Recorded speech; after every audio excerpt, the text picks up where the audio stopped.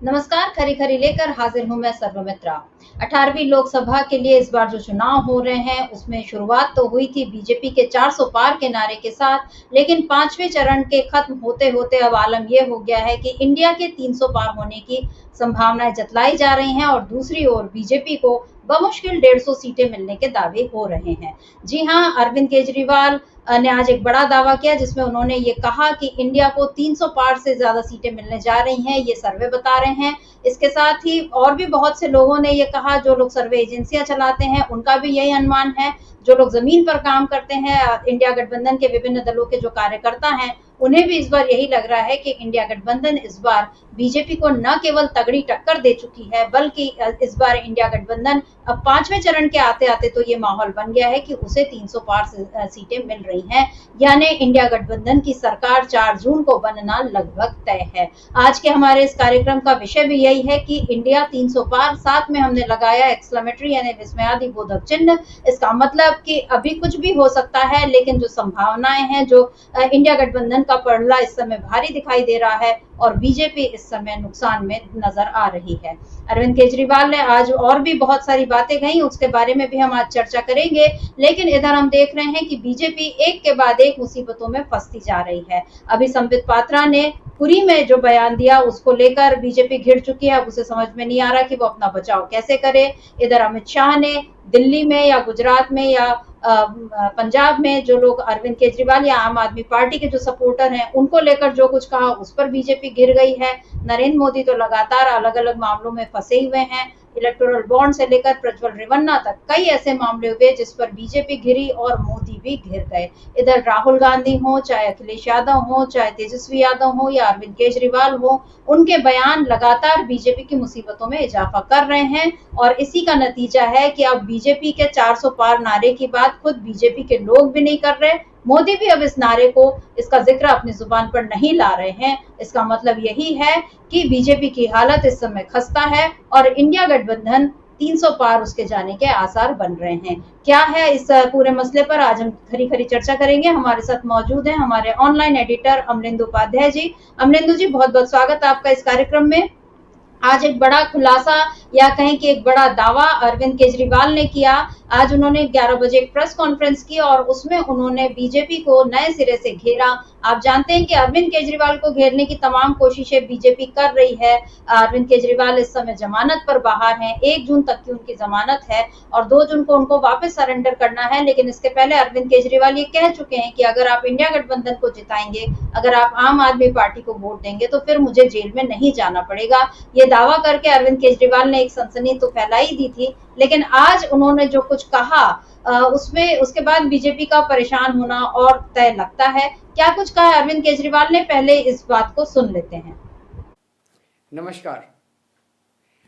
आज मैं आप सबसे 3 बातें करना चाहता हूं। एक, जैसे जैसे 5वें चरण का चुनाव कंप्लीट हो गया और जैसे जैसे चुनाव होते जा रहे हैं वैसे वैसे साफ होता जा रहा है कि 4 जून को मोदी सरकार जा रही है और इंडिया गठबंधन की सरकार बनने जा रही है। ये मैं किस आधार पे बोल रहा हूँ, क्योंकि कई लोगों ने सर्वे किए हैं और जो अब सर्वे के फाइंडिंग्स आ रहे हैं उससे साफ जाहिर है कि 4 जून को इंडिया गठबंधन को अपने दम पे 300 से ज़्यादा सीट मिल रही हैं और इंडिया गठबंधन देश को एक साफ सुथरी और स्थिर सरकार देने की दिशा में बढ़ रहा है। अरविंद केजरीवाल ने यहाँ एक बड़ा दावा किया कि 4 जून को मोदी सरकार जा रही है और इंडिया गठबंधन की सरकार अपने दम पर बनने जा रही है और देश को एक साफ सुथरी मजबूत सरकार इंडिया गठबंधन देने जा रहा है। अमरेंदु जी, आपको क्या लगता है अरविंद केजरीवाल के इस दावे में, क्योंकि और भी अभी बहुत से सर्वे ऐसे आए हैं जिसमें लोगों ने अब ये कहना शुरू कर दिया है कि इंडिया गठबंधन को इस बार बहुमत मिल रहा है, बल्कि अब तो मीडिया के प्राइम टाइम में भी ये चर्चा होने लगी है कि बीजेपी को अब उतना बहुमत नहीं मिल पाएगा जिस तरह के दावे कर रहे थे। और बहुमत क्या, बीजेपी अब साफ साफ अल्पमत में आती हुई दिखाई दे रही है। अरविंद केजरीवाल ने अभी जो उन्होंने कहा था कि मैं 3 बातें करना चाहता हूं, तो इस बयान के बाद उन्होंने कुछ और महत्वपूर्ण बातें कही हैं, हम उसको भी सुन लेते हैं अमरेंदु जी, फिर इस चर्चा को हम आगे बढ़ाते हैं। दूसरी बात आज मैं करना चाहता हूं, कल अमित शाह जी दिल्ली आए थे और दिल्ली आकर उनकी सभा में बताया जाता है, जो लोग वहाँ मौजूद थे 500 से भी कम लोग थे, और दिल्ली आकर उन्होंने देश के लोगों को अनर्गल गाली गलौज करना चालू किया, जनता को गाली देने लगे। उन्होंने कहा कि आम आदमी पार्टी के सपोर्टर पाकिस्तानी हैं। मैं उनसे पूछना चाहता हूं, दिल्ली के लोगों ने हमें 62 सीट 56% वोट शेयर देके सरकार बनाई है, क्या दिल्ली के लोग पाकिस्तानी हैं? पंजाब के लोगों ने हमें 117 में से 92 सीट्स देके सरकार बनाई है, क्या पंजाब के लोग पाकिस्तानी हैं? गुजरात के लोगों ने हमें 14% वोट दिया, क्या गुजरात के भी लोग पाकिस्तानी हैं? गोवा के लोगों ने हमें प्यार दिया, विश्वास दिया, क्या गोवा के लोग भी पाकिस्तानी हैं? पंचायत के चुनाव में, म्यूनिसिपैलिटी के चुनाव में उत्तर प्रदेश में, आसाम में, मध्य प्रदेश में और देश के कई हिस्सों में आम आदमी पार्टी के पंच, सरपंच, म्यूनिसिपल मेयर, काउंसलर चुने गए जगह जगह, क्या इस देश के सभी लोग पाकिस्तानी हैं? ये क्या बात कर रहे हैं आप?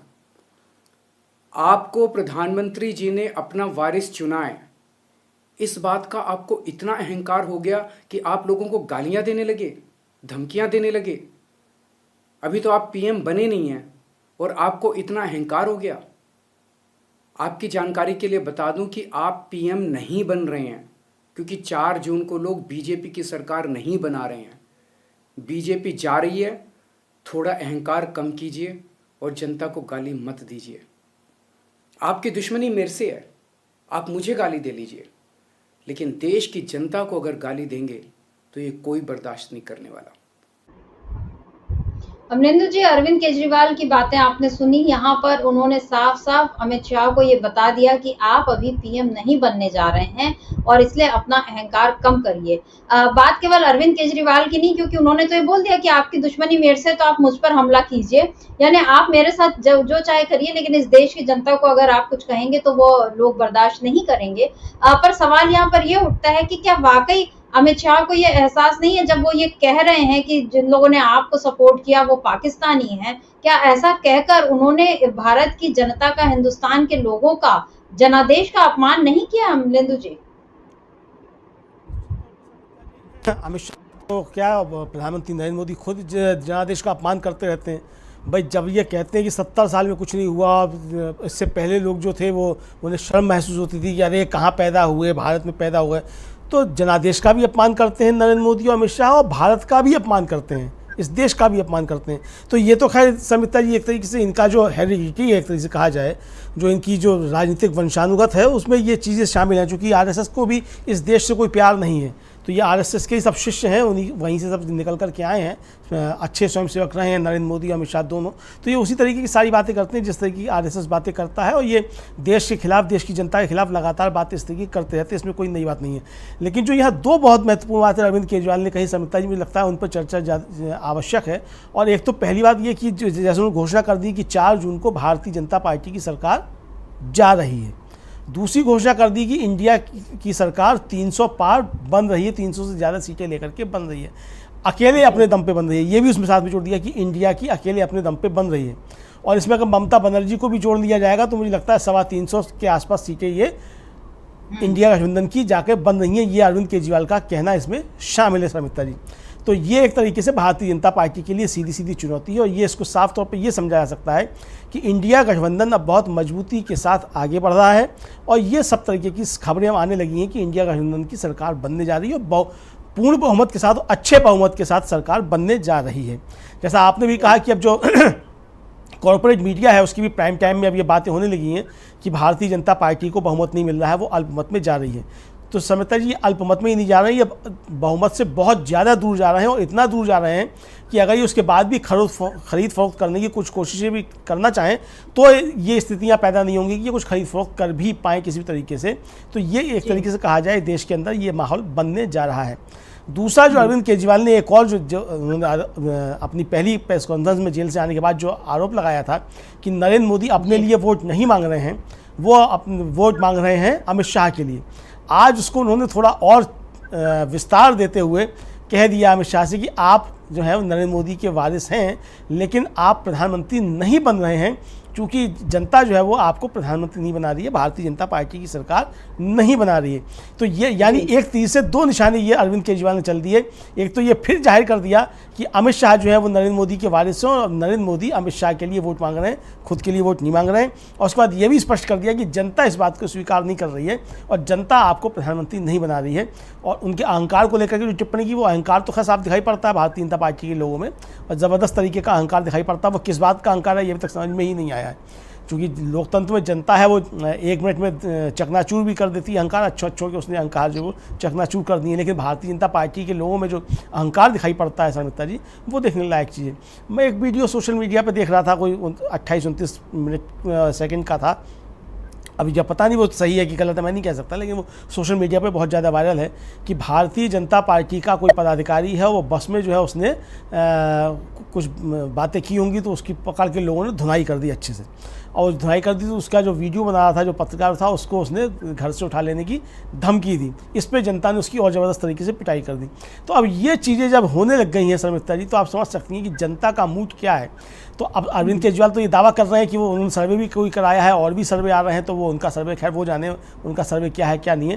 लेकिन हम लोग जो एक आकलन कर सकते हैं शर्मिष्ठा जी, लोगों से बातचीत करके, पूरे देश भर में हमारे जो नेटवर्क है उसमें लोगों से हम लोग बातचीत करते हैं, सोशल मीडिया को कड़ी निगरानी हम रखते हैं वहाँ क्या चल रहा है, रास्ते में जाते हैं तो लोगों से बातचीत करते हैं। तो उससे एक बात साफ तौर पर समझ में आ रही है कि जो इंडिया गठबंधन ने मुद्दे खड़े किए, उन मुद्दों के जवाब भारतीय जनता पार्टी के पास नहीं है।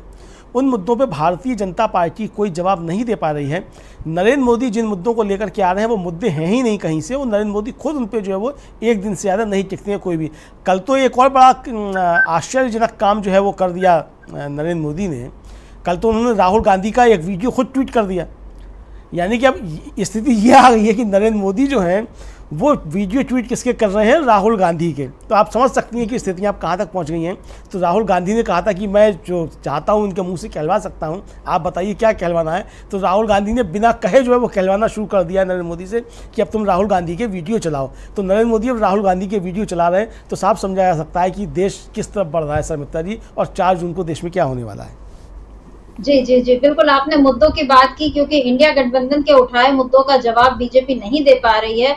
दूसरी ओर बीजेपी के पास कुछ ऐसे खास मुद्दे ही नहीं हैं जिन पर वो इस बार जनता को प्रभावित कर सके। 2014 का जब चुनाव हुआ था उस समय यूपीए सरकार के 10 साल के उस समय जो चीजें थी, या अन्ना आंदोलन का जो माहौल बना था जिस वजह से, और निर्भया कांड हुआ था, तो कुछ चीजें ऐसी हो गई थी जिससे यूपीए के खिलाफ लोगों की नाराजगी थी, और उस समय लोगों को ये लगा कि नरेंद्र मोदी एक बेहतर विकल्प हो सकते हैं, या नरेंद्र मोदी का चेहरा था लेकिन बीजेपी एक बेहतर विकल्प हो सकती है, एक बार इसको मौका देखा जाए। क्योंकि नरेंद्र मोदी ने वादे भी इसी तरह के किए थे, बहुत लुभावने वादे थे। जब 2 करोड़ रोजगार की बात की हर साल, या ये कहा कि मैं किसानों की आय दोगुनी कर दूंगा, या महंगाई बिल्कुल भाग जाएगी और अच्छे दिन आएंगे और 15 लाख खाते में आएंगे, तो ये सारी ऐसी बातें थी। जब कोई आदमी परेशान होता है और उसको थोड़ी बहुत इस तरह की राहत दिखाई देती तो वो बहुत स्वाभाविक है उसका उस ओर झुक जाना। लेकिन फिर धीरे धीरे वक्त बीतता गया और 5 साल बाद लोगों को एहसास हुआ कि ऐसा कुछ नहीं हो रहा। और लेकिन फिर जब दोबारा चुनाव का वक्त आया 2019 में,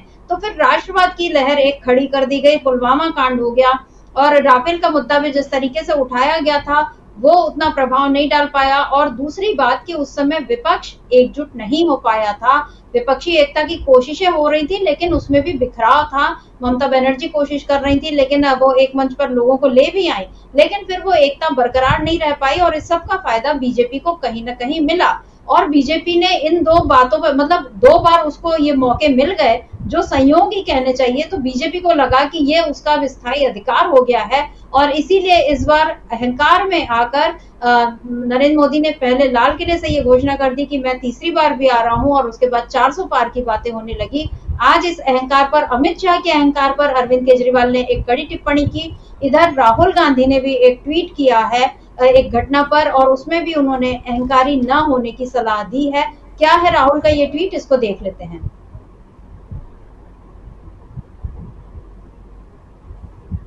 राहुल गांधी का ये ट्वीट मेरा ख्याल है अभी हम थोड़ी देर में दिखाएंगे। हाँ, ये ट्वीट आ गया है। इसमें राहुल गांधी ने लिखा है कि जब प्रधानमंत्री खुद को शहंशाह और दरबारी उन्हें भगवान समझने लगे तो मतलब साफ है कि पाप की लंका का पतन नजदीक है। करोड़ों लोगों की आस्था को चोट पहुंचाने का अधिकार मुट्ठी भर भाजपा के लोगों को आखिर किसने दिया? यह अहंकार ही उनके विनाश का कारण बन रहा है। ये राहुल गांधी का कल का ट्वीट है जिसमें वो प्रधानमंत्री को शहंशाह कह रहे हैं और उनके समर्थक हैं, उनके लोग, बीजेपी के जो सपोर्टर्स हैं या जो नेता हैं उनको दरबारी कहा है। अमलेंदु जी, यहाँ पर राहुल गांधी ने क्या मोदी को दोहरे तरीके से जवाब दिया है, क्योंकि एक और तो ये जो शहजादा वाला जो उनका हमेशा चलता रहता है कि वो अखिलेश यादव, तेजस्वी यादव, राहुल गांधी इनको हमेशा शहजादा कहते रहते हैं। तो यहाँ पर क्योंकि प्रियंका गांधी भी पहले बोल चुकी हैं कि आप शहंशाह हैं, मोदी को उन्होंने शहंशाह बताया, आज राहुल गांधी ने भी शहंशाह कहा।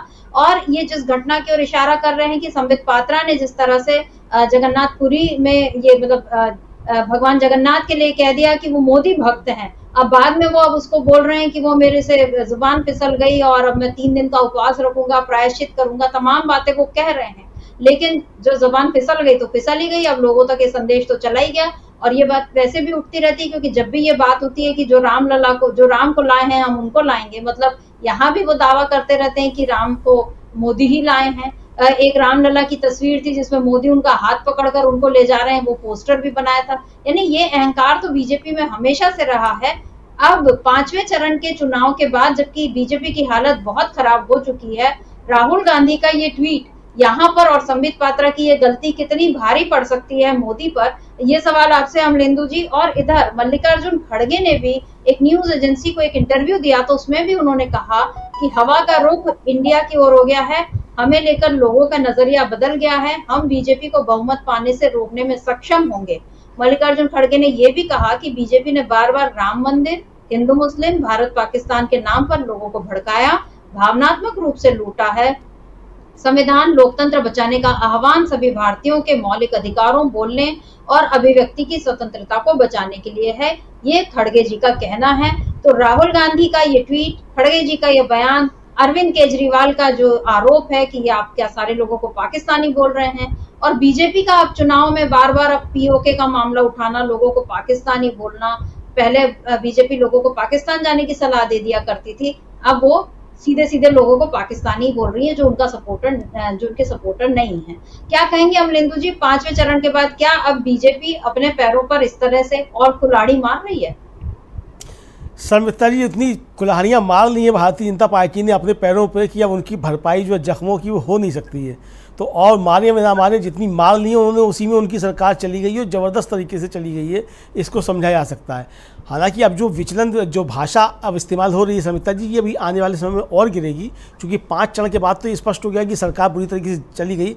6ठा और 7वां जो होगा शर्मिष्ठा जी, मतलब 6ठे चरण के बाद तो और ज़्यादा गिरेगी, क्योंकि 6 चरण में तो ये बिल्कुल स्पष्ट हो जाएगा कि भारतीय जनता पार्टी को कुल मिलाकर के वो 100 के आसपास सिमटने वाली है। ये इस चीज़ें स्पष्ट हो जाएंगी एक तरीके से, तो इसको ऐसे समझा जा सकता है। जो अमित शाह ने जिन शब्दों का प्रयोग किया या भारतीय जनता पार्टी जिन शब्दों का प्रयोग करती है, देखिए ये तो उनकी डिक्शनरी में है, कुछ शब्द जो हैं जो इनके बहुत प्रिय हैं।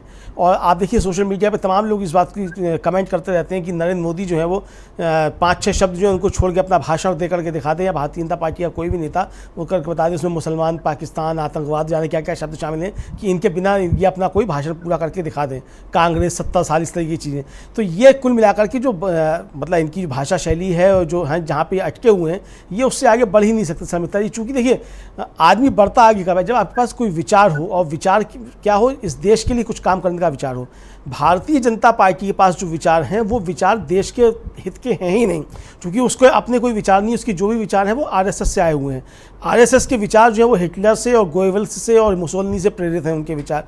उनका भारत की संस्कृति से, सनातन संस्कृति से या हिंदू धर्म से कोई लेना देना किसी तरीके का है ही नहीं। ना उनकी पोशाक जो है हिंदू संस्कृति से मिलती जुलती है, ना भारतीय संस्कृति से मिलती जुलती है। तो जो भी कुछ है इनका सब विदेशी है, और विदेशी की संस्कृति के आसपास से जाकर के टिकते हैं। तो ये विदेशी लोगों की इसलिए ज़्यादा बात करते हैं, इसलिए विदेश भेजने की लगातार बातें करते रहते हैं।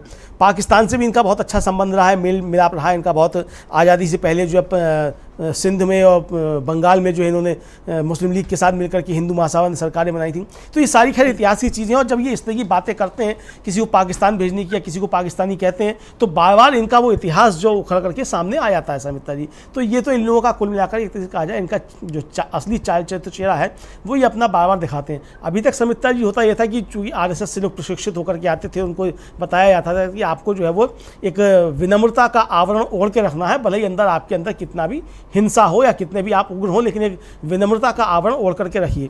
तो अभी तक ये आवरण उसको ओढ़ के रखते थे, लेकिन अब जब से नरेंद्र मोदी आए हैं तो उनको उस मुखौटे की आवश्यकता नहीं रह गई है, क्योंकि उन्हें लगता है कि अब तो हम 400 पार हो गए हैं और बहुत बहुमत हमने पा लिया है, तो अब उस विनम्रता की भी कोई आवश्यकता नहीं रह गई है।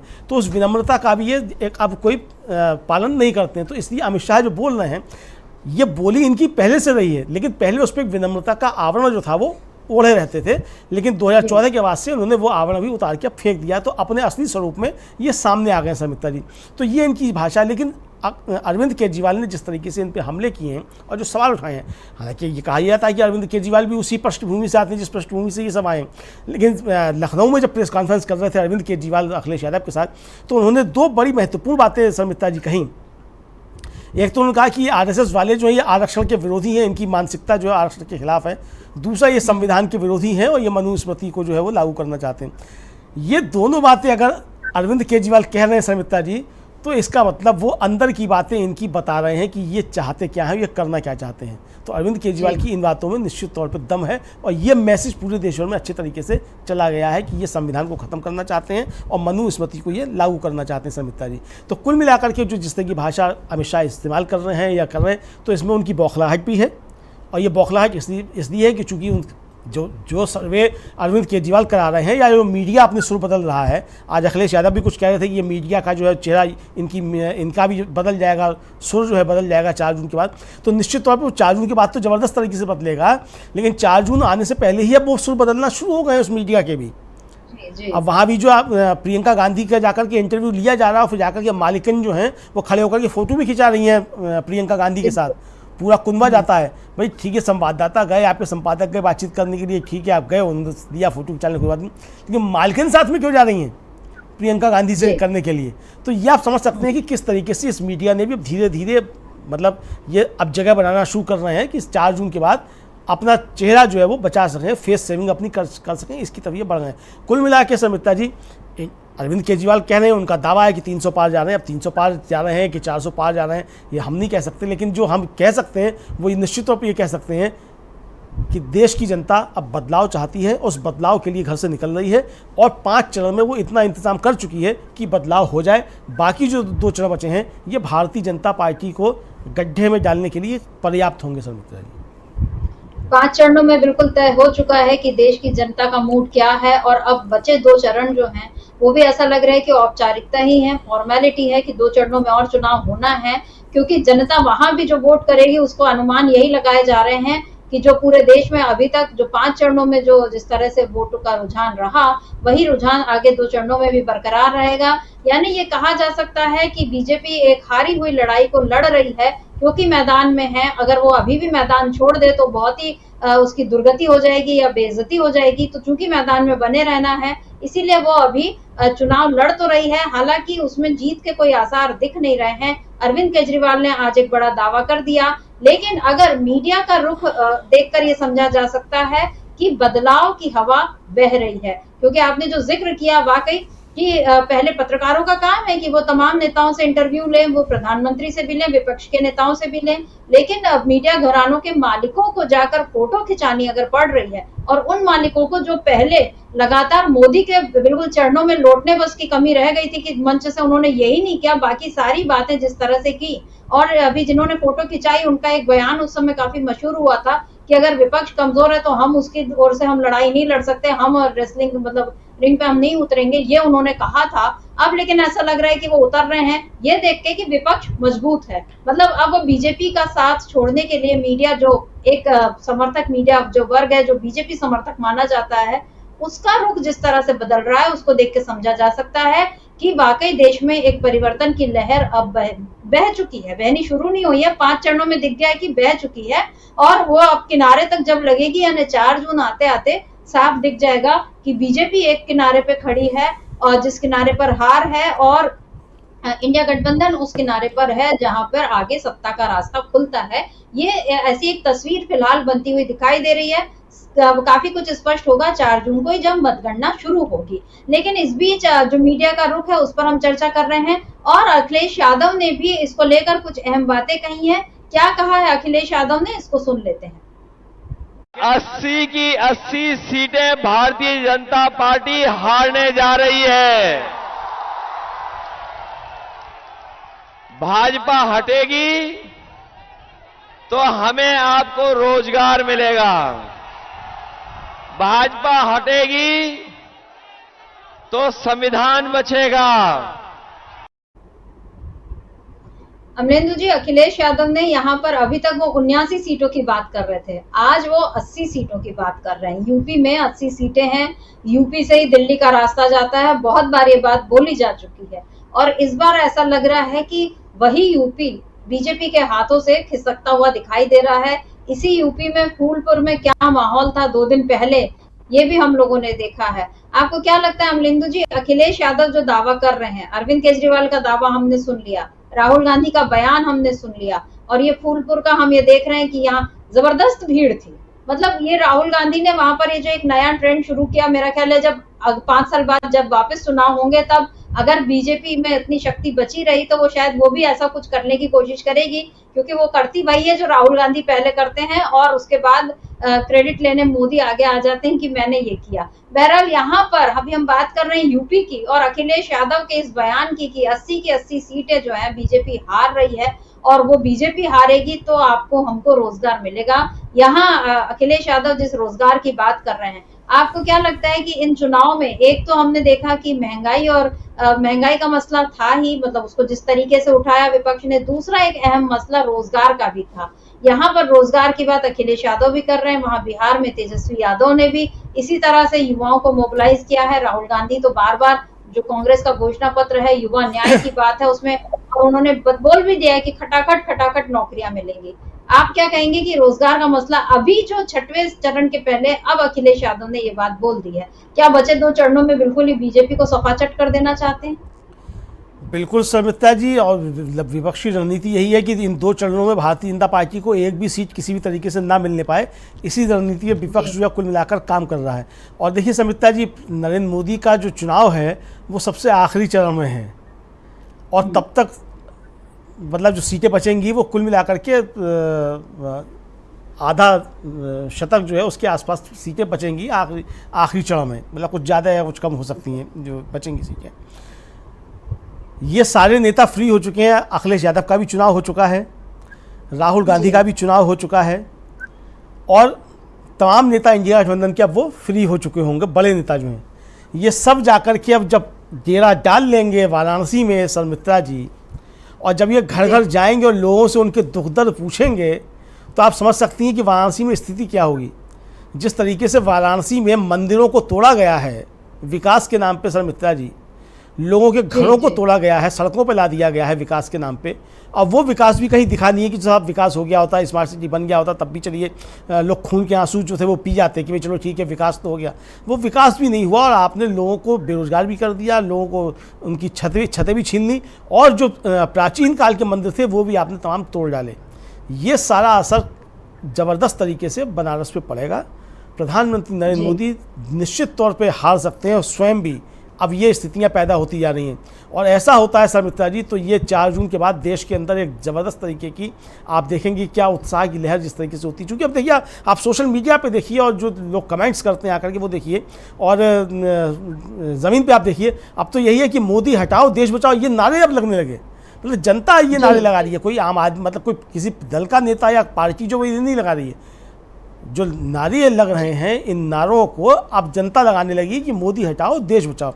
तो जब देश इस तरह पहुंच गया शर्मित्रा जी तो क्या होने जा रहा है आगे के 2 चरणों में ये निश्चित तौर पर समझा जा सकता है और दोनों चरण बहुत महत्वपूर्ण हैं। भारतीय जनता पार्टी के लिए वैसे भी कमज़ोर थे, अगले वाले 2 चरण जो खासतौर से उत्तर प्रदेश में काफ़ी कमज़ोर थे। हालांकि बिहार में उनको सारी की सारी सीटें मिल गई थीं, लेकिन अब जो है वो भारतीय जनता पार्टी के हाथ से पूरा चुनाव निकलता हुआ नज़र आ रहा है। और जो जयराम रमेश ने ट्वीट किया था कि शतरंज की चाल अभी बाकी है, तो मुझे लगता है शतरंज की चाल यही बाकी है कि नरेंद्र मोदी को बनारस से हराया जाएगा। पूरे विपक्ष जो है वहीं जाकर के डेरा डालेगा कि नरेंद्र मोदी को हराओ और देश को बचाओ। इस तरफ ये रणनीति इंडिया गठबंधन की बढ़ सकती है। और सबसे ज़्यादा मज़ेदार मुझे लगता है कि आखिरी चरण का चुनाव जो है वही होगा। भारतीय जनता पार्टी ने सोचा यह था समिता जी कि 7 चरणों में चुनाव करवा के भारतीय जनता पार्टी को फ़ायदा होगा। नरेंद्र मोदी एक एक लोकसभा क्षेत्र में 2-2 3-3 बार जाएंगे। वो कई क्षेत्रों में गए भी हैं, 2-2 बार गए हैं। उत्तर प्रदेश में, महाराष्ट्र में कई जगह वो 2-2 बार गए भी हैं। और उन्होंने सोचा था कि इसका फ़ायदा मिलेगा, लेकिन हो उसका उल्टा रहा है। ये 7 चरणों का चुनाव भारतीय जनता पार्टी के लिए बहुत भारी पड़ गया। और भारतीय जनता पार्टी अब ये सोचेगी 4 जून के बाद कि उसने गलतियां क्या क्या की हैं इस चुनाव में। तो उसमें सबसे बड़ी गलतियां जो 2 होंगी, एक तो 400 पार का नारा देना और दूसरा 7 चरणों का चुनाव। ये भारतीय जनता पार्टी के लिए ज़बरदस्त तरीके से वाटरलू साबित होने के मुख्य कारण बनेंगे समिता जी।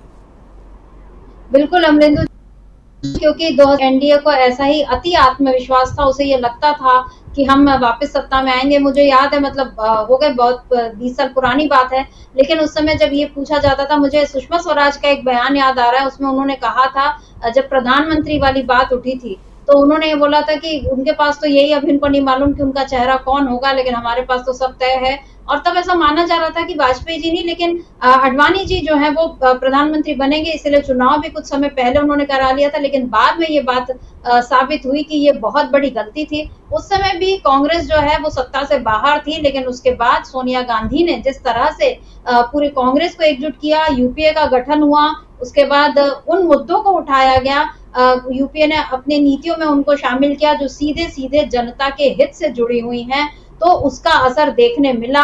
बीजेपी इंडिया शाइनिंग करती रह गई और इधर यूपीए के हाथ में बाजी लग गई। कौन प्रधानमंत्री बनेगा ये भी फिर बाद में तय हो गया कि मनमोहन सिंह को सोनिया गांधी ने प्रधानमंत्री के लिए चुना और बाकी लोगों ने उसका सपोर्ट किया। और उसके बाद 2004 वाली कहानी 2009 में भी वही दोहराई गई। बीजेपी हाथ मलती रह गई, बार बार उसने यही कोशिशें की कि वो किसी तरह यूपीए की सरकार को हटाए। 2014 में जाकर उसको ये मौका मिला, लेकिन इस मौके को भी बीजेपी के फायदे में करने की जगह, अमरेंदु जी, क्या ऐसा नहीं लगता कि ये पूरा मोदी केंद्रित जो चीजें हो गई 2014 के बाद से, और फिर बीजेपी की जो असली पहचान थी, मतलब अभी हम ये देख रहे हैं कि बीजेपी के जो कट्टर समर्थक लोग हैं या जो पुराने बीजेपी वाले लोग, जो वो भी अब बहुत दुखी रहते हैं, क्योंकि उन्हें ये लगता है कि ये बीजेपी वो वाजपेयी आडवाणी काल वाली बीजेपी नहीं है, या जिन मूल्यों के साथ बीजेपी शुरू हुई थी, भले उसमें कांग्रेस का विरोध था, लेकिन उसमें संविधान के लिए इतनी उपेक्षा नहीं थी और उसमें इतना व्यक्ति केंद्रित बीजेपी नहीं थी। अब ये बीजेपी ना होकर जिस तरह से मोदी पार्टी बन गई है, क्या उसका नुकसान बीजेपी को हो चुका है? क्योंकि यहाँ पर मोदी की आऊंगा मैं ही, करूंगा मैं ही, मेरे ही मन की बात, ये इतना जो उन्होंने अहम अपने उसमें कर लिया। और राहुल गांधी तो उनको संसद में भी इस बात की चेतावनी दे चुके हैं कि अहंकार जो है वो रावण को भी ले डूबा, और अहंकार के लिए अभी भी उन्होंने उनको चेताया है। अब आपको क्या लग रहा है कि 2004 वाली कहानी अब 2024 में फिर से दोहराई जा रही है? क्योंकि यहाँ फिर वही नजर आ रहा है, उस समय इंडिया शाइनिंग वाली बात थी, अभी जो अच्छे दिन वाली बात फिर वो भुला दी गई। अब 400 पार वाली बात, उसको भी बहुत जल्दी भूल गए मोदी। अब क्या माहौल जो बन रहा है, आपको क्या लग रहा है कि 2004 वाली कहानी यहाँ दोहराई जाएगी? क्योंकि कल मायावती का भी जो बयान आया, उन्होंने बोला कि लोग सोच समझकर वोट दें, और तो एक तरह से माना जा रहा था कि उन्होंने अपने कार्यकर्ताओं को एक ये परोक्ष रूप से संदेश दे दिया है कि आप अगर बीएसपी को नहीं वोट दे रहे, आप इंडिया गठबंधन को वोट दे दीजिए, आप बीजेपी को वोट मत दीजिए। क्योंकि आज अरविंद केजरीवाल का ये कहना कि हम अपने दम पर, अपने दम का मतलब है कि इंडिया गठबंधन और बाहर से जो लोग आ सकते हैं उसमें बीएसपी भी आ सकती है, उसमें टीएमसी तो उसने बोल ही दिया कि हम आएंगे, हो सकता है और बाद में कुछ और दल भी आ जाएं, क्योंकि पाला बदलने में ज्यादा वक्त लगता नहीं है। आपको क्या लगता है कि अब ये 2 चरणों में क्या राजनीतिक समीकरण और बदलेंगे? इस बीच एक और दिलचस्प चीज ये हुई कि यशवंत सिन्हा तो पहले ही बीजेपी से दुखी हो चुके थे, जयंत सिन्हा ने भी मना कर दिया था, और आज जयंत सिन्हा को एक चिट्ठी भेजी गई जिसमें उनसे जवाब मांगा गया है, 2 दिन में स्पष्टीकरण मांगा गया कि आपने तो न चुनाव प्रचार किया, न आप मतदान के लिए आए, क्या है इसका कारण, ये बताए। ये बीजेपी के भीतर जो चल रहा है, क्या बीजेपी के लोग मोदी से दुखी हो चुके हैं और अब क्या वही लोग हरा भी रहे हैं बीजेपी को? निश्चित तौर पर समिता जी, इसमें मतलब जैसे मैंने कहा कि 100-400 पार का नारा देना जो था वो, और 7 चरणों का चुनाव, इसके साथ साथ जो एक और कारण होगा वो नरेंद्र मोदी का बहुत ज़्यादा अहम से भर जाना, बहुत ज़्यादा अहंकारी हो जाना, और ये दावा करना कि मैं ही आऊँगा, मैं ही करूँगा, मैं ही फीता काटूँगा, और मैं ही अगले 5 साल तक प्रधानमंत्री रहूँगा। और उसके बाद फिर राजनाथ सिंह का उसमें तड़का मिला देना कि जब तक चाहेंगे नरेंद्र मोदी तब तक वो रहेंगे, फिर अरविंद केजरीवाल का जवाब देते हुए अमित शाह का कह देना कि वो मार्गदर्शक मंडल में नहीं जा रहे हैं, वही प्रधानमंत्री रहेंगे, इन सारी चीज़ों ने शर्मिष्ठा जी भारतीय जनता पार्टी का जो सेकंड लाइन लीडरशिप और थर्ड लाइन लीडरशिप है उसके अंदर ये भाव भर दिया कि नरेंद्र मोदी छोड़ने वाले नहीं हैं। नरेंद्र मोदी पूरी भारतीय जनता पार्टी पे कब्जा कर चुके हैं, ये किसी तरीके से हटने नहीं जा रहे हैं। तो अगर भारतीय जनता पार्टी को मोदी मुक्त करना है तो इस चुनाव में भाजपा को हराना है। ये अंदर से शर्मिष्ठा जी भारतीय जनता पार्टी की अंदर से आवाज़ें उठना शुरू हुई हैं, जो हम लोग पढ़ पा रहे हैं कि सतह पे हो क्या रहा है। अब जिस तरीके से जयंत सिन्हा को नोटिस इशू किया गया, तो जयंत सिन्हा को नोटिस भी इसीलिए इशू किया गया, इसका मतलब ये समझा जा सकता है कि जिन लोगों के टिकट काटे गए, 100 से ज़्यादा सांसदों के टिकट कटे हैं शर्मिष्ठा जी, तो वो सारे लोग भारतीय जनता पार्टी को हराने के लिए ज़बरदस्त तरीके से काम कर रहे हैं। दूसरा जो बाहर से लोग लेकर के आए गए हैं शर्मिष्ठा जी, इनमें से अगर कुछ जीत के आते भी हैं तो ये कब तक भारतीय जनता पार्टी के साथ रहेंगे, ये भी संकट जो है वो 4 जून के बाद पैदा हो जाएगा। क्योंकि जो काम भारतीय जनता पार्टी ने किए हैं उसी तरीके के काम दूसरे लोग अब नहीं करेंगे, इसकी कोई गारंटी नहीं दी जा सकती है। और दूसरे लोग जब करेंगे तो भारतीय जनता पार्टी फिर किसी शुचिता, राजनीति में शुचिता और ईमानदारी और नैतिकता की बात करने की फिर हकदार नहीं होगी। चूँकि भारतीय जनता पार्टी ने पिछले 10 वर्षों में जो कुकर्म किए हैं, उन कुकर्मों को अगर दूसरे लोग करते हैं तो भारतीय जनता पार्टी को उन कुकर्मों पर एतराज़ करने का कोई नैतिक अधिकार नहीं होगा। यही चीज़ें ईडी, सीबीआई और एजेंसियों को लेकर के है कि अगर 4 जून के बाद ये एजेंसियाँ पलट के काम करती हैं और भारतीय जनता पार्टी के लोगों के ऊपर काम करती हैं, वो चाहे सही हो या गलत हो, लेकिन तब भारतीय जनता पार्टी को इन एजेंसियों के ऊपर सवाल उठाने का या सरकार जो होगी उसके ऊपर सवाल उठाने का कोई नैतिक अधिकार नहीं रह जाएगा। इस बात को अच्छी तरीके से समझा सकता है। तो नरेंद्र मोदी को जिस तरीके से उन्होंने कब्जा किया और ये साबित करने की कोशिश की सब कुछ वही है। नमो पार्टी में जिस तरीके से बदल गया, आपने भी कहा कि नमो पार्टी में जिस तरीके से बदल दिया गया भारतीय जनता पार्टी को, इसने भी बहुत ज़बरदस्त तरीके से भारतीय जनता पार्टी के अंदर जो है वो एक काम किया है। और जो उनके बड़े लीडर्स थे और उनके समझ में एक बात आ गई कि भारतीय जनता पार्टी को बचाने के लिए नरेंद्र मोदी को हरवाना इस बात बहुत ज़रूरी है। दूसरा जो गारंटियाँ दी गई, बताइए भारतीय जनता पार्टी का जो घोषणा पत्र है उसमें भी जो है वो गारंटी मोदी की, सारी गारंटी मोदी की। जब सारी गारंटी मोदी की है तो भाजपा हारे या जीते, भाजपा पे क्या असर पड़ने वाला है? जी। भाई हारेगी तो नरेंद्र मोदी हारेंगे और जीतेंगे तो नरेंद्र मोदी जीतेंगे। गारंटी तो सारी मोदी ने दी है, भाजपा ने तो कोई गारंटी दी नहीं है। तो इसलिए कुल मिलाकर के जो एक कहा जाए हतोत्साहित जो हुआ भारतीय जनता पार्टी का कार्यकर्ता, उनके लीडर्स जो हतोत्साहित हुए, उसके पीछे बहुत बड़ा कारण मोदी की गारंटी है। ये नारा भी शर्मिष्ठा जी रहा है। तो 3 बड़े कारण रहेंगे, मोदी की गारंटी, दूसरा 400 पार का नारा और तीसरा 7 चरणों का चुनाव। ये भारतीय जनता पार्टी के लिए जबरदस्त तरीके से 3 कारण महत्वपूर्ण होंगे जो टेक्निकली हैं। बाकी मुद्दे जो हैं उनमें मुद्दों में संविधान सबसे बड़ा है, आरक्षण को खत्म करना चाहती है भाजपा, ये सबसे बड़ा है, लोकतंत्र को खत्म करना चाहती है, ये सबसे बड़ा है। ये 3 बड़े मुद्दे। और इसके बाद युवाओं के अंदर जो है वो रोजगार को लेकर के और महंगाई को लेकर के जिस तरीके का रोष है और खासतौर से अग्निवीर योजना को लेकर के जिस तरीके का रोष है, ये मुद्दे जो है, ये राजनीतिक मुद्दे, ये मुद्दे इसमें शामिल रहेंगे शर्मिष्ठा जी। बहुत बेहतरीन तरीके से आपने अमलेंदु जी एकदम स्पष्ट कर दिया है कि कौन से 3 कारण हैं जो बीजेपी की हार के लिए जिम्मेदार होंगे और कौन से वो 5 मुद्दे हैं जो बीजेपी की हार के लिए जिम्मेदार होंगे। अगर बीजेपी के लोग इस कार्यक्रम को सुन रहे होंगे तो वो निश्चित ही अब इस पर मंथन करेंगे। हालांकि अब उनके पास बहुत वक्त नहीं बचा है, 2 चरण बचे हैं, तो देखना होगा कि इन 2 चरणों में वो क्या ऐसा कुछ कर पाते हैं जिससे बीजेपी की हालत थोड़ी संभले। लेकिन फिलहाल तो ये दिख रहा है कि बीजेपी बिल्कुल अब लड़खड़ा चुकी है और इंडिया गठबंधन के नेता इस बात को समझ गए हैं कि वो बहुत मजबूत हो गए हैं और अब उनके बयानों में भी ये चीज नजर आ रही है। अखिलेश यादव ने आज और क्या कुछ कहा, इसको भी सुन लेते हैं, उसके बाद हम इस चर्चा को थोड़ा और आगे बढ़ाते हैं। क्या कहते थे, डॉलर और रुपया, कि डॉलर नीचे जा रहा है कि डॉलर ऊपर जा रहा है? बताओ, और डॉलर कहां पहुंच गया है?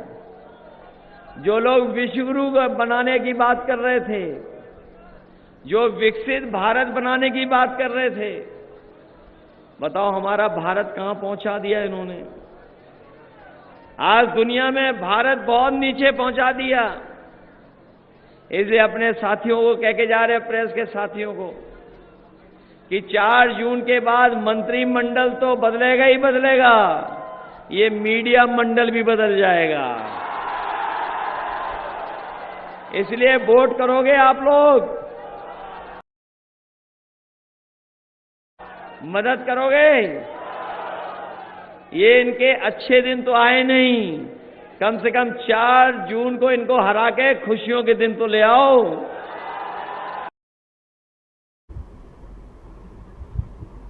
अच्छे दिन बनाम खुशियों के दिन। अखिलेश यादव ने भी एक नया यहाँ पर एक बात रख दी है, क्योंकि ये दिख रहा है कि उन्होंने तो बिल्कुल अब महंगाई, बेरोजगारी, ये मसले जिस पर हम लोग लगातार चर्चा करते हैं, इन बातों को इंडिया के लोग उठाते हैं, लेकिन आज अखिलेश यादव ने वो जो विश्व गुरु वाली बात, विश्व गुरु शब्द उन्होंने नहीं कहा, पर ये कह दिया कि पूरी दुनिया में भारत की स्थिति किस तरह से गिर रही है मोदी के 10 सालों के शासन में। और अब उन्होंने मीडिया को भी एक तरह से आगाह कर दिया है। अमलेंदु जी, क्या मीडिया मंडल के बदलने के दिन वाकई आ गए हैं? और क्या खुशियों वाले दिन अब इसके लिए इंतजार हो रहा है? 4 जून तक निश्चित तौर पर समिता जी, जनता तो इंतजार कर रही है खुशियों के दिनों का, क्यों अच्छे दिन तो आए नहीं, लेकिन खुशियों के दिन आए तो इसका जनता इंतजार कर रही हो। ये खुशियों के दिन लाना ये जनता के हाथ में है, किसी नेता के या किसी सेफोलॉजिस्ट के या किसी पत्रकार के, किसी के हाथ में नहीं, जनता के हाथ में। तो जनता का खुशियों के दिन चाहती है तो निश्चित तौर पर 4 जून को भारतीय जनता पार्टी को विदा कर देगी, और ये जनता के हाथ में है, उसी को तय करना है समिता जी। लेकिन अखिलेश यादव जिस आत्मविश्वास के साथ लवरेज हैं समिता जी, देखिए इस चुनाव में 2-3 बड़ी महत्वपूर्ण चीज़ें हुई हैं। देखा जाए, राहुल गांधी जिस तरीके से एक नेशनल प्रेजेंस उनकी हुई है और जिस तरीके से वो एक राष्ट्रीय हीरो के रूप में इमर्ज हुए हैं समिता जी, ये इस चुनाव की बहुत बड़ी परिघटना है। दूसरा, जो कई नेता जो जिस तरीके से उन्होंने इस बार ताबड़तोड़ हमले किए हैं और जो सामने उभर करके आए हैं, उसमें कई नाम समिता जी लिए जा सकते हैं। उसमें कल्पना मुर्मू सोरेन का नाम लिया जा सकता है कि वो किस तरीके से तेज तर्रार नेत्री के रूप में वो सामने निकल करके आई, और इसके लिए भी भारतीय जनता पार्टी को साधुवाद बनता है कि उन्होंने ऐसी परिस्थितियाँ पैदा की कि देश को एक और आदिवासी नेत्री जो है कल्पना मुर्मू सोरेन के रूप में मिल गई। दूसरा, तेजस्वी यादव जो है वो राष्ट्रीय फलक पर चमके हैं, और कल तो उन्होंने साफ तौर पर चुनौती दे दी नरेंद्र मोदी को कि आइए मुझसे बहस कर लीजिए, आपने 10 साल में कितनी नौकरियां दी हैं और मैंने 17 महीने में कितनी नौकरी दी। अगर मैंने 17 महीने में जितनी नौकरी दी, आपने 10 सालों में उससे ज़्यादा अगर नौकरी दे दी होगी, एक भी नौकरी ज़्यादा दे दी होगी, तो मैं राजनीति से संन्यास ले लूँगा। नरेंद्र मोदी इन सारी बहस में उतर ही नहीं सकते हैं, ना राहुल गांधी से बहस स्वीकार कर सकते हैं, ना तेजस्वी यादव से इस मामले में स्वीकार कर सकते हैं। तो ये भी इस चुनाव का एक तरीके से बड़ा समझा जा सकता है। तीसरा, अरविंद केजरीवाल जिस तरीके से धूमकेतु की तरह बनकर के आए हैं समिता जी, और भारतीय जनता पार्टी की पिच पे जिस तरीके से भाजपा के लोगों को पटखनी देना शुरू की है, और जो मुद्दे उन्होंने छोड़े जिस तरीके से, उसको लेकर के जो है वो भारतीय जनता पार्टी बुरी तरीके से बिलबिला रही है। तो अरविंद केजरीवाल को भी इस समय ध्यान रखना होगा। और उद्धव ठाकरे जिस तरीके से संयमित, बहुत शालीन ढंग से और बहुत तीखे शब्दों में उन्होंने वार किए हैं, और जिस तरीके से चुनौतियां खुली खुली दी हैं भारतीय जनता पार्टी को, उद्धव ठाकरे भी धूमकेतु की तरह राष्ट्रीय फलक पर उभर करके आए हैं समिता जी। मुझे लगता है कि इस चुनाव की ये बहुत बड़ी उपलब्धियां हैं। बाकी 4 जून को जो होगा वो जनता चाहेगी वो होगा।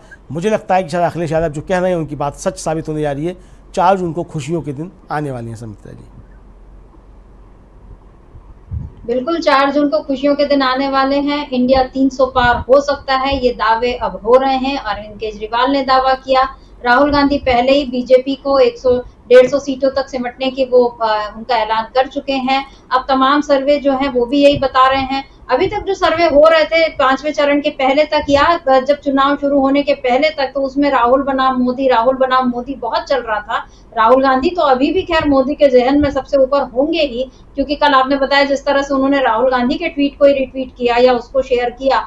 लेकिन अब इस बीच जो बहुत सारे नए नेता जो उभरे हैं, या ये कह सकते हैं कि जो नेता जिनको अभी तक कमजोर माना जा रहा था, कल्पना सोरेन जैसे नेता तो नए नाम हैं ही, लेकिन हेमंत सोरेन है, चाहे अखिलेश यादव है, चाहे तेजस्वी यादव है, उद्धव ठाकरे, इन सब के बारे में कहा जा रहा था कि इनका कोई अपना राजनीतिक भविष्य नहीं है, या ये कोई उतने मजबूत खिलाड़ी नहीं है। लेकिन 1 और 1 11 कैसे होते हैं? हम लोग जो सब बचपन में दूरदर्शन पर आया करता था कि वो 1 और 1 और सारी चिड़ियां जो मिलकर जाल को उड़ाकर एक साथ ले जाती थी, कुछ वैसा ही खेल जो है यहाँ पर हो रहा है। बिल्कुल सारे लोग अब एकजुट हो गए हैं, तो ऐसा लग रहा है कि अब जो एक मुसीबतों का जाल या विपक्ष को खत्म करने का या विपक्ष मुक्त भारत बनाने का जाल जो बिछाया हुआ था बीजेपी ने, नरेंद्र मोदी ने जो बिछाया था, उस जाल को लेकर अब विपक्ष उड़ने वाला है। इंडिया गठबंधन उस जाल को लेकर उड़ सकता है और 300 के पार जा सकता है, ये फिलहाल नजर आ रहा है। सर्वे यही कह रहे हैं, दावे यही किए जा रहे हैं। होगा क्या, ये 4 जून को ही पता चलेगा। लेकिन इस बीच 2 चरणों के चुनाव और बाकी हैं। इन 2 चरणों में बीजेपी क्या कोई ऐसा कमाल कर पाती है कि अपनी स्थिति थोड़ी बहुत सुधार ले, क्योंकि 5 चरण में ही अगर इंडिया के जीत के दावे हो रहे हैं, हो चुके हैं, तो ये समझा जा